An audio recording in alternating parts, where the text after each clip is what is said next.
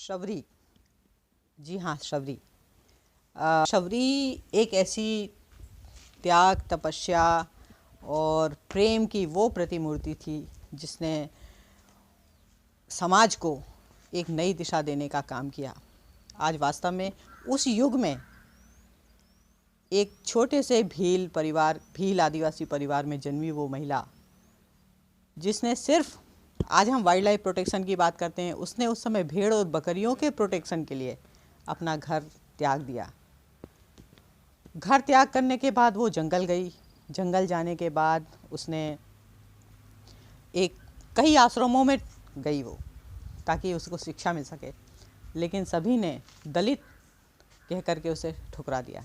लेकिन मतंग मुनि के आश्रम जब गई तो मतंग मुनि ने उसे शिक्षा दी।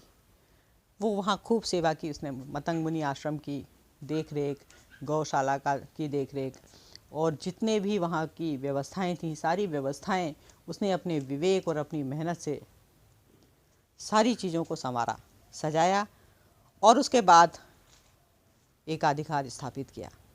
वो एकाधिकार ऐसे ही नहीं मिला। मतंग मुनि ने प्रसन्न होकर के उसे उस आश्रम की सारी व्यवस्थाओं का भार सौंपा। उसके बाद उसे श्री रामचंद्र जी के दर्शन हुए। रामचंद्र जी उसके आश्रम में आए। वर्षों तक प्रतीक्षा करने के बाद प्रतिदिन वो जंगल जाती थी, सिर्फ इस आशा और उम्मीद में कि एक दिन श्री रामचंद्र जी आएंगे, हमारे इस आश्रम को पवित्र करेंगे और हमें अपना आशीर्वाद प्रदान करेंगे।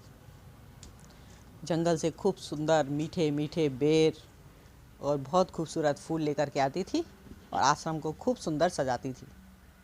एक दिन श्री रामचंद्र जी अपने भाई लक्ष्मण जी के साथ आए और उसकी कुटिया में पधारे।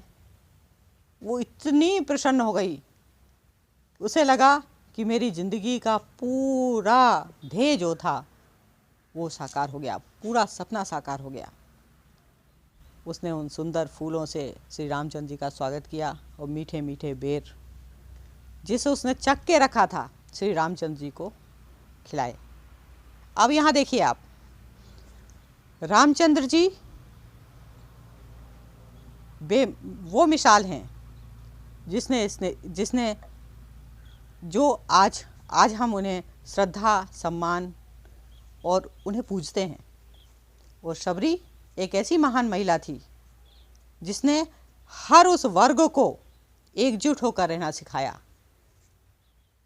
दलित कोई नहीं है। दलित वो इंसान है जो छोटे छोटे काम करने से घृणा करता है। इंसान तो इंसान है, सबके शरीर में खून की लाल, सबके शरीर में लाल खून है। लेकिन अगर हम दिल से एकजुट होकर के, कोई जातिवाद नहीं हो, कोई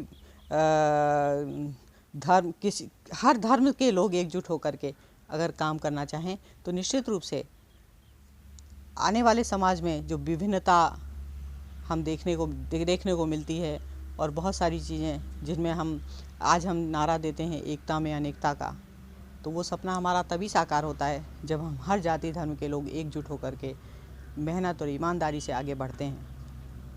यही चीज़ मतंग मुनि ने किया। उस महिला को अपनी शिष्या के रूप में स्वीकार किया।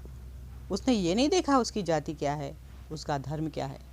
धर्म और जाति तो मानव ने बनाई है, इंसान भगवान ने बनाया है। भगवान ने हमें धरती पे भेजा है। अब किस कुल में भेजा है, ये ईश्वर की इच्छा के अनुसार आदमी ने जन्म लिया, लेकिन हम अपने कर्मों के अनुसार अपनी जगह, अपना स्थान बनाते हैं। हर व्यक्ति को अनेकता में एकता का पाठ सीखना चाहिए और एकजुट होकर के समाज और देश के लिए काम करना चाहिए। यही प्रेरणा वो महिला हमें दे गई। ऐसी महान महिला का हम सम्मान करते हैं, उनको नमन करते हैं। जय हिंद।